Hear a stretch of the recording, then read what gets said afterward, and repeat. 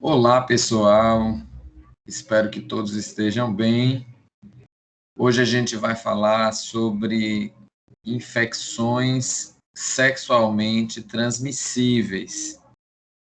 Vamos conversar um pouco sobre elas, destacando o que são, como elas tendem a ser transmitidas, quais são os principais sintomas e sinais de mais comuns entre elas e modo de tratamento e prevenção. Vamos aproveitar para falar um pouquinho também de algumas infecções sexualmente transmissíveis, mas nós não vamos nos aprofundar nelas, mas podemos discuti-las melhor em sala de aula, tá certo? Então, eu vou começar compartilhando a tela para a gente acompanhar o conteúdo. Então, 1 minuto. Lembrando que, ao final do vídeo, os estudantes do 8º ano A, B e C do Colégio Estadual Ruth Pacheco, que são meus alunos, meus estudantes da disciplina de ciências, devem responder um formulário, preenchê-lo, que vai estar disponível na descrição do vídeo, na plataforma do YouTube. Então, vamos lá. 1 minuto. Vamos esperar ele amplificar. Bom, então, infecções sexualmente transmissíveis. Esse termo é um termo, hoje, mais adequado para se referir ao que era chamado antes de doenças sexualmente transmissíveis, certo? As ISTs, elas levam esse nome, sexualmente transmissíveis, porque tendem, na maioria delas, a serem contraídas por contato sexual, de qualquer natureza, Então, seja sexo vaginal, seja sexo anal ou sexo oral, elas podem ser adquiridas caso não haja a utilização de um preservativo, Então, antigamente, e ainda hoje, são comumente chamadas de doenças sexualmente transmissíveis, ou as DSTs, mas a gente vai adotar, inclusive, o termo que é utilizado pela Organização Mundial de Saúde, que é IST, infecções sexualmente transmissíveis. Por que a escolha do termo, para representar o que antes era chamado de doenças? Porque muitas das infecções adquiridas não apresentam sintomas e sinais observáveis. Muitas delas podem ser assintomáticas, e aquelas que podem desenvolver uma doença podem ser controladas pelo uso de medicação, ou mesmo desaparecerem, como é o caso da sífilis, por exemplo, quando feito, melhor dizendo, o tratamento adequado por orientação médica. Então, como a doença tende a remeter à visualização de sintomas e sinais, à observação de sintomas e sinais, ou seja, a pessoa não está bem, tende a apresentar algum tipo de alteração fisiológica, apresenta dor, ardência, algum tipo de verruga ou caroço, corrimento, tudo isso são exemplos de sinais e sintomas que indicam um desequilíbrio, vamos dizer assim, homeostático. Porém, muitas não apresentam, e boa parte delas podem ser controladas, né, com tratamento. Então, em função disso, de não se apresentar em todas as pessoas, né, de algumas serem assintomáticas, a gente prefere usar o termo infecções sexualmente transmissíveis. Como é que se dá a transmissão? Bom, a gente já falou que é, vamos dizer assim, comumente transmitida por contato sexual sem o uso de preservativo. Então, sexo vaginal, anal ou oral, que não faz uso do preservativo masculino ou feminino, pode levar ao acometimento de uma IST. Claro que quando há na relação uma pessoa infectada. Então, a gente sabe, né, que duas pessoas, ao realizar qualquer tipo de sexo, né, vaginal, anal, oral, elas só vão contrair, uma delas só vai contrair uma IST caso a outra esteja contaminada, né, esteja com uma infecção, processo infeccioso. Apesar disso, algumas delas são transmitidas por outras vias.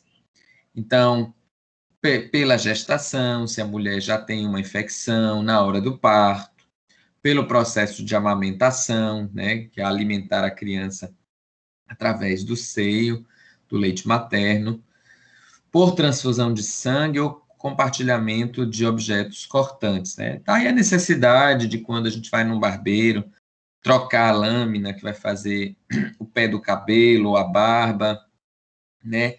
De não compartilhar objetos pessoais, como tesourinha, quando vai na manicure levar a sua, ou se certificar de que ela faz a esterilização, porque senão pode ser porta de entrada, né? via meios de transmissão, melhor dizendo.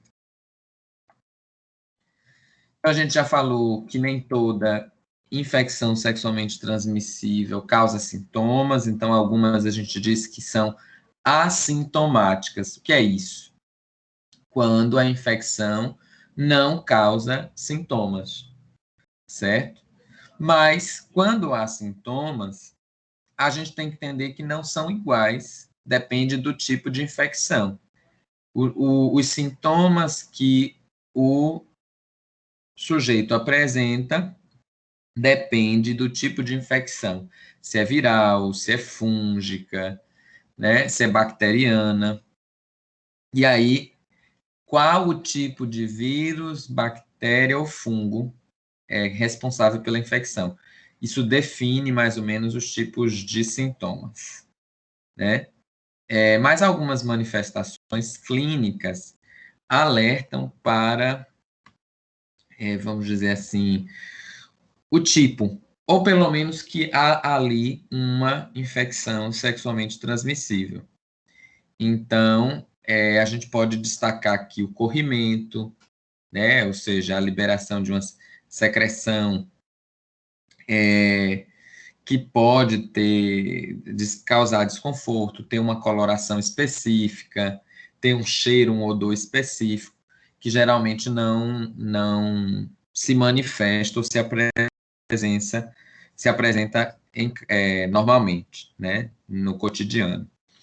A presença de feridas nos genitais ou em outras partes do corpo, mas principalmente genitais, nas áreas de contato sexual, né, pode ser no ânus, na vagina, pode ser também na boca, então é variado. A presença de verrugas, né, caroços, tudo isso indicando a necessidade da procura do médico para realizar o diagnóstico corretamente, tá certo? Então, vamos aqui, parece que travou.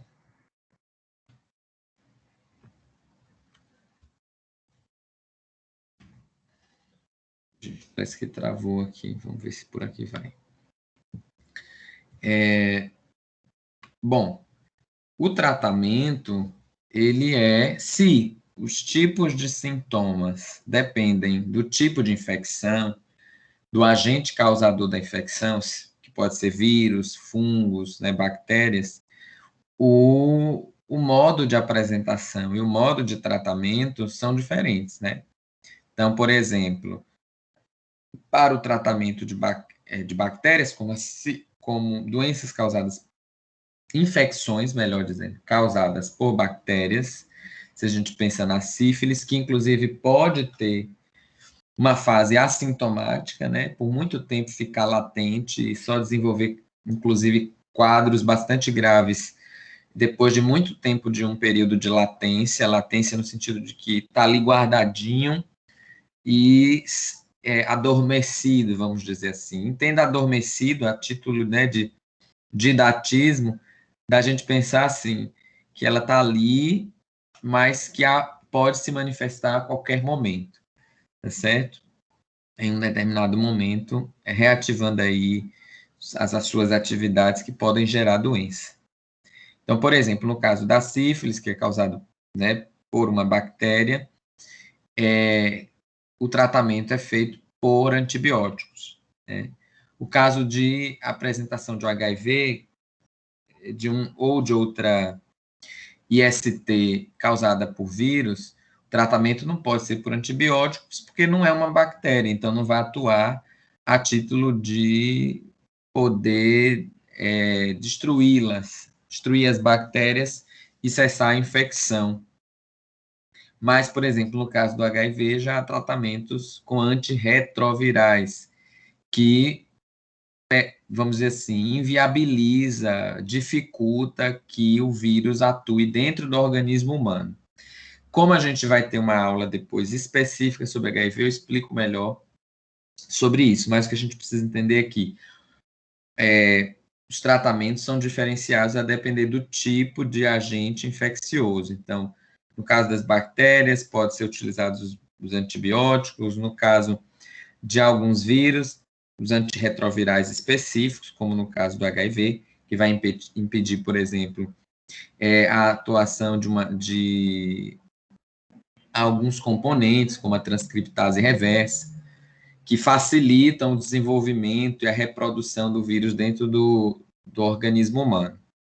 Então, diante dos diferentes modos de tratamento e dos diferentes tipos de agentes ou causadores, a gente pode pensar que algumas possuem cura, porque podem ser eliminadas, mas outras, embora não possuam cura, podem ter controle, ou seja, administrar um tratamento que não leve a pessoa a ter quadros sintomáticos graves, né, ou mesmo desenvolver qualquer sintoma, favorecendo a qualidade de vida e fazendo com que essa pessoa tenha uma vida normal, certo? Então, algumas podem ser curadas, mas aquelas que não podem ser curadas podem ser controladas. E a ideia é que com a cura ou o controle, o que se visa é, além da saúde da pessoa, né, de fazê-la, por ser um ser humano, uma pessoa que tem direitos, deveres, mas que tem também direitos, que tem afetos, emoções, família, né? Ou seja, não é só um indivíduo na população, a gente também tem, embora a gente saiba que parte do tratamento vise a interrupção da cadeia de transmissão, ou seja, quando uma pessoa infectada por uma IST, ela também é uma vetora, né? Ou seja, ela é um meio de transmissão. Porque se ela faz sexo ou mesmo compartilha objetos cortantes com outra pessoa saudável, ou melhor dizendo, não vamos usar esse termo saudável, nós já vimos por quê. Uma outra pessoa que não está infectada, ela pode gerar uma infecção para essa pessoa. Então, controlar ou curar interrompe essa cadeia. Mas a gente tem que pensar que, além disso, é para a promoção de saúde do indivíduo que está em condições de infecção. Produção de saúde em função de ser uma pessoa que possui direitos, né, que por uma questão ética faz parte do coletivo e merece tratamento tanto como qualquer outra pessoa. Não podemos perder isso de vista, né?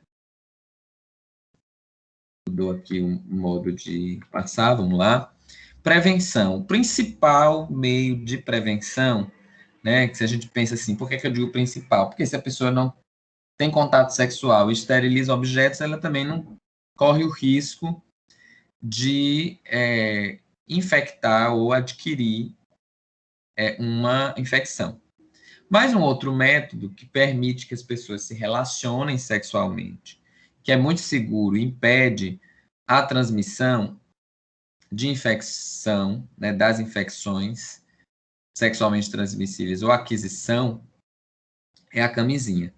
Tendo a camisinha masculina ou feminina, né? Eu já apresentei isso em sala.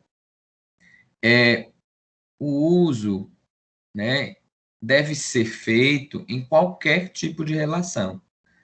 Se visa uma proteção, né, total, ou maior nível de proteção, deve-se utilizar em todos os tipos de relação sexual, seja anal, vaginal ou oral. No caso, a gente fala da camisinha, mas também há, por exemplo, infecções como hepatite B e HPV, que já possuem vacinas que permitem que o sujeito, né, o indivíduo, a pessoa, ao entrar em contato com os micro-organismos, os vírus e demais agentes que geram algumas das infecções, como nesse caso a hepatite B e o HPV, eles podem ter uma resposta imunológica, uma boa resposta imunológica, não contraindo, né, a infecção de modo agudo, né, desenvolvendo, ou seja, ela tem uma resposta imunológica combatendo a invasão por esses agentes infecciosos. Eu trago um exemplo também que mostra como a ciência tem avançado no desenvolvimento do tratamento e da prevenção de infecções, né, nesse caso as infecções sexualmente transmissíveis, como o HIV, que é, por exemplo, a profilaxia pré-exposição, a PrEP. Geralmente é recomendado para os profissionais de saúde que estão sempre em risco em função de tratar pessoas com infecções e manusear objetos como seringas, agulhas, né, e outros instrumentos. Então, por exemplo, são comprimidos, medicações que podem ser tomadas diariamente, preparando o organismo, tal como uma vacina, né? Estou falando tal no sentido de ser análogo, ou seja, semelhante. Preparando o organismo para combater já desde o início o HIV, nesse caso, impedindo que haja o desenvolvimento da infecção, que é exatamente a entrada do vírus em células de defesa. Aí eu trago para finalizar só algumas IST, vocês vão ver isso também no ensino médio, depois com maior detalhes. A gente também pode trabalhar, caso vocês desejem, pode se aprofundar mais, certo? Então, eu destaco aí e ver outras também. Eu trago a AIDS, pensando já desde já que a AIDS é a condição de, vamos dizer assim, de doença de uma pessoa que tem HIV. Ter HIV não significa ter AIDS, né? Por quê? Porque HIV diz respeito a uma condição crônica que implica possuir o vírus dentro do seu organismo. A AIDS é a manifestação, né, a manifestação da doença, vamos dizer assim, causada pelo vírus da imunodeficiência adquirido, o HIV, que faz com que a pessoa tenha uma baixa imunológica, uma baixa resposta imunológica a infecções comuns, cotidianas, que a gente, né, entra em contato diariamente e responde, que a gente chama de infecções oportunistas. Então, uma pessoa pode adquirir o HIV via relação sexual ou daqueles outros modos que eu falei, mas ela pode não desenvolver a AIDS, principalmente no início, e ela consegue manter-se assim se fizer o tratamento com os antirretrovirais, né, acompanhado por um médico específico, imunologista, com acompanhamento diário e se cuidando, né? Então, a existência, a infecção pelo vírus não implica desenvolver a AIDS, tá certo? Eu espero que isso tenha ficado claro. Também é preciso dizer que não há nenhum tipo de transmissão realizado pelo contato não sexual, abraço, sentar numa cadeira, compartilhar, conversar, é uma condição que, inclusive, pode chegar a um nível de tratamento onde não há carga viral no sangue, fazendo essa pessoa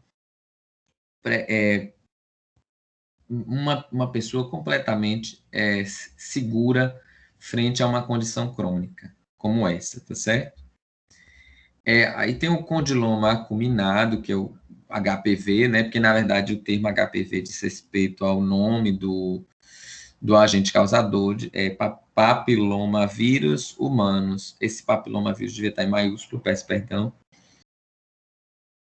O papilomavírus humanos, que é o agente causador, que vai desencadear o quê? Alguns tipos de sinais e sintomas, né? Como as verrugas na região genital e anal, que alguns tipos de HPV podem gerar verrugas associadas ao surgimento de câncer, né? Mas nem sempre. Alguns causam apenas as verrugas, tá certo? Gonorreia. Aí tem um agente causador, é uma bactéria, né? Que pode ou não causar sintomas. Então, a gente destaca alguns sintomas. No homem, a ardência urinar e a presença de algum tipo de secreção com odor e coloração específica, que a gente chama de corrimento, como já falamos, né? Nas mulheres, pode haver sangramento em período né, em que ela não está menstruada. Então, se a mulher ficar atenta para um tipo de sangramento que ocorre em um período que ela sabe que geralmente ela não está menstruada, se ela acompanha, né, o ciclo menstrual dela, isso pode ser um indicativo. Mas tudo depende também de procurar o médico e ter o diagnóstico correto. Pode ter corrimento, assim como no homem, e, além da ardência, pensar na dor mesmo, a urinar. A sífilis é uma infecção, uma condição infecciosa causada por